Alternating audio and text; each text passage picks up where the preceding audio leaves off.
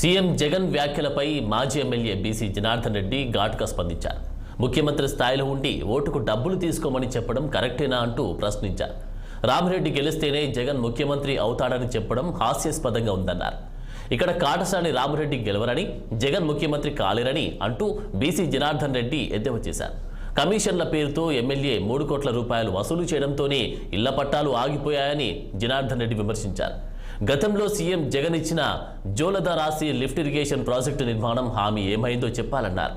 రానున్న ఎన్నికల్లో ఖచ్చితంగా తమ ప్రభుత్వం అధికారంలోకి వస్తుందని, ప్రజలకు ఇచ్చిన ప్రతి హామీని ఖచ్చితంగా నెరవేర్చి తీరుతామని జనార్దన్ రెడ్డి వెల్లడించారు. తెలియదో ముఖ్యమంత్రి గారికి, జగనన్న గారికి గతంలో కూడా 2013లో కూడా ఇదే నాటకం ఆడినాడు, ఇప్పుడు కూడా ఇదే నాటకం ఆడుతున్నాడు. సార్ జగన్మోహన్ రెడ్డి గారు 1000 కోట్ల రూపాయలు వెచ్చించి మేము జగనన్న కాలనీలు కడుతున్నాం, పట్టాలు ఇస్తానని చెప్పినప్పుడు వైఎస్ఆర్ పార్టీకి సంబంధించిన ఎమ్మెల్యే ఇక్కడ ఉన్నాడు. మీ ప్రభుత్వానికి సంబంధించిన ఎమ్మెల్యేకు కేవలం 100 కోట్ల రూపాయలు ఇవ్వలేకపోయారా జగన్మోహన్ రెడ్డి గారు? మీరు 100 కోట్ల రూపాయలు ఇవ్వలేకపోయారా?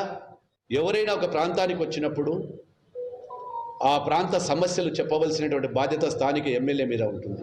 ఇదే జమ్మలమడుగులో ప్రజల సాక్షిగా, ప్రజల సమక్షంలో జోలదారస్ కట్టి తీర్తానని కనీసం గతంలో ఇచ్చినటువంటి జోలదోరాసి రిజర్వాయర్ గురించి మాట్లాడలే.